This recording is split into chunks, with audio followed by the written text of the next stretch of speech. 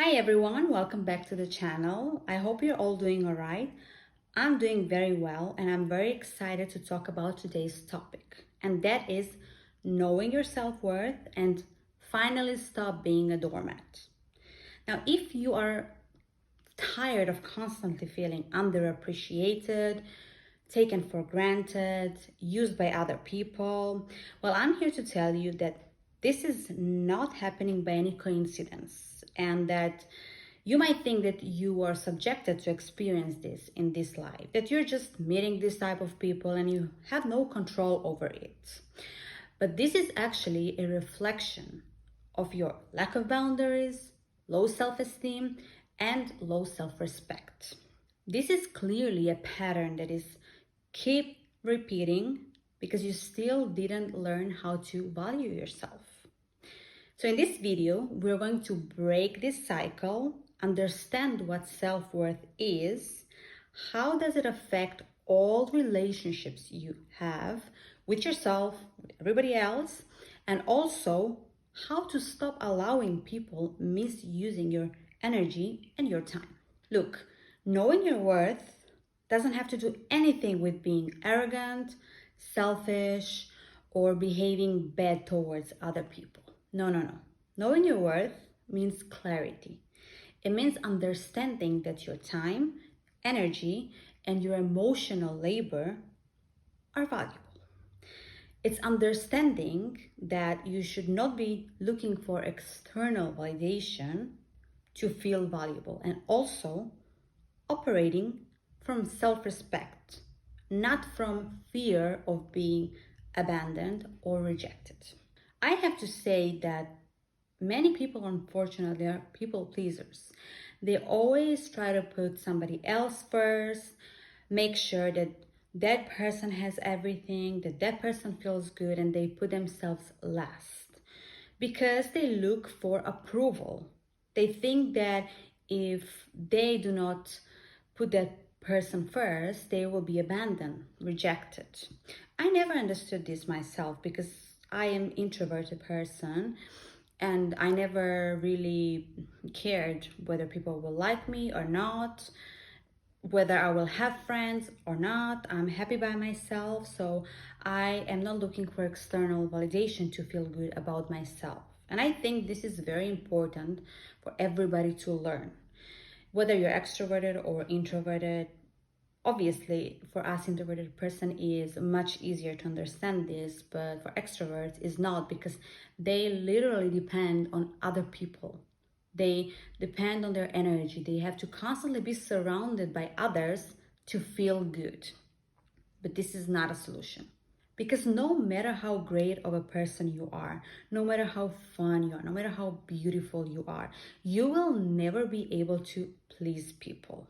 So you shouldn't even be trying to do that. You should be trying to please yourself. And when you please yourself, when you're happy with yourself, then other people will follow that. The better you treat yourself, the better others will treat you. One thing you have to understand is that people are not angels. Human nature is so complex. We are unpredictable. Each one of us have our own traumas that we're dealing with. You never know how people will react and what people will do to you, whether they will use you or who knows what. This is why it's so important to have formed a strong foundation for boundaries, for decision making, and also for relationship standards. So anybody that comes into your life is not able to shake that. It's stable. Now, how do you know that you have low self-worth? Well, number one thing is that you always say yes, even when inside you just want to scream no. And this is because you want to avoid conflict, because you think that the person will get mad at you and probably never speak to you again. And we all did experience this to some level in the past. I did when, for example, somebody had called me to go out with them and I just said, no, I don't feel like it. And they got mad. But you have to understand, especially when you're an adult, if you said no to a person without even explaining yourself, You just don't feel like it. No, nobody can pressure you to do something. If you said no and that person gets mad at you, that person doesn't have to be and it shouldn't be in your life because they do not respect you and your boundaries. Second thing is you feel responsible for other people's emotions, feelings, expectations, and also reactions. That is also the thing that we have to understand, that you are not responsible for making other people happy. Neither they are responsible to make you happy. Only you are responsible for how you feel and how you manage your emotions. Expectations as well. We all have some sort of expectations, but that doesn't mean that other people will rise up to those expectations. We can ask them to do it, but if they're not willing to, again, we cannot pressure anyone to do something. So the less expectations you have, the better. Another thing is you are over apologizing and over explaining yourself unnecessarily. And I have to say, this mostly applies to women because we have been programmed by society to always be a nice, kind girl, always say yes, apologize. For example, when you're at work and you're about to send an email where you should be direct and assertive, right? Most men will just write an email without saying anything extra. No, but we're always writing an email starting with apology. For example, oh, I'm so sorry to bother you, but could you help me with this, and that, right? So stop apologizing when it's not necessary. If you didn't make a mistake, don't do it, or just apologize once. And you don't have to explain always everything to all people. And the last thing is you avoid setting boundaries out of fear of losing people. And this is crucial in your life. If you do not have boundaries, I promise you, people will destroy you because people will do to you and they will take as much from you as you let them. So you have to learn how to set boundaries in order to protect yourself. Creating self-worth is actually a process. It's not the easiest thing to achieve if you haven't established it from a young age. It takes discipline and practice. It is uncomfortable, but the first time you do it and the second, it will just get easier and easier. How do we create self-worth? Let's start with the step number 1, and that is to clarify your standards. Take a piece of paper and write down all the things that you will allow people to do and things that you will not allow. Mentally, physically, spiritually, however, emotionally. Write them all down, and this will help you set the tone for how people can treat you and how far they can go with you. Second step is to identify and interrupt any people-pleasing behavior. Now we have to understand that people-pleasing is not a personality trait or a part of your character.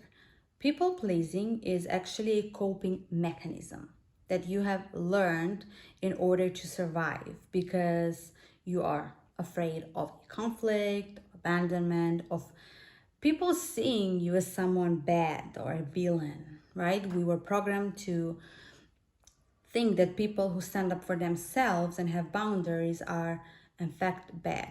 But who are those people and why would you care that much if you set up boundaries and not please them?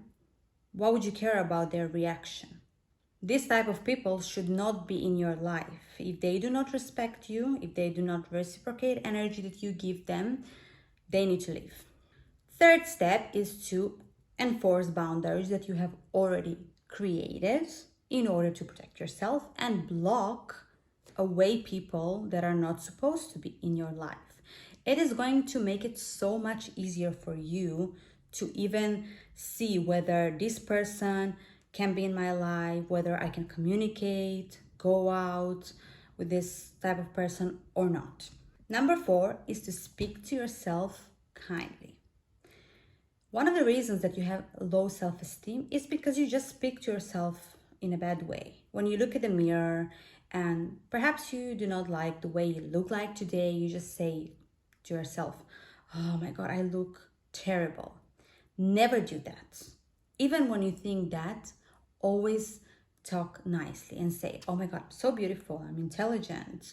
Whatever that makes you insecure, talk in a positive way, because your body and your mind remembers that. And the better you speak to yourself, the better you will feel, your energy will be better, and other people can feel that and will treat you the same way. Number 5, remember next time when you're about to people please that all relationships are conditional. You are valued as much as you're beneficial, and no one is irreplaceable. So people will try to take as much from you as they can, no matter what type of relationship it is. Number 6, people's opinions do not define you. They have nothing to do with you. Yes, all people are entitled to their opinion, and we all have different perspectives because we have all grew up in a different way, different cultures, different countries, and obviously we're going to have different perspectives on life. So what one person thinks of you, that doesn't mean that is the truth. If someone tells you something, you shouldn't take it and identify with it. Absolutely not. This is just their opinion. So you have to separate yourself from other people's opinion. Remember that caring about what other people think of you means that you're their prisoner. Just imagine yourself being in a prison whenever you care about other people's opinion. Number 7, reciprocate what is given to you. As much as somebody else gives to you, you give them the same energy. If someone does this for you, you do the same. You don't do more than that. And last thing is to stay consistent and do all of this together always. In order to strengthen your boundaries, you have to repeat this every time. And I know it's going to feel uncomfortable. I know sometimes you will feel like sliding and just going back to the comfort, but no, you have to keep repeating this. And when you do it a couple of times, you will understand, and this will become normal to you. This will literally change your life and how you see yourself first, how you see the world.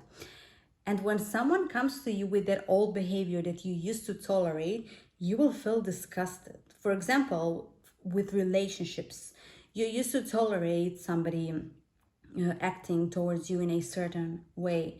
Now, if you meet that type of person and they start acting towards you and on the first date in that way, you will be like, "Oh my God, no, oof, disgusting," and you will just let them go. You will recognize this from the beginning. You will start saying no with confidence and without explanations. You will stop apologizing if it's not necessary. You will be able to leave relationships, just walk away with no problem, because you can rely on yourself. You have self-confidence. You don't have problems to be by yourself, and it will be so much easier to just let people go. You will appreciate your life more and yourself, and you will appreciate your peace of mind more than validation that you will get from the world.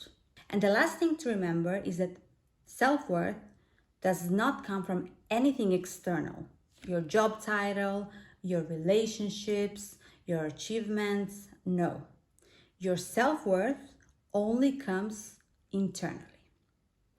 That's all I had for today. I hope you enjoyed and I hope this was helpful for you. Thank you so much for watching, and I will see you in the next one. Bye.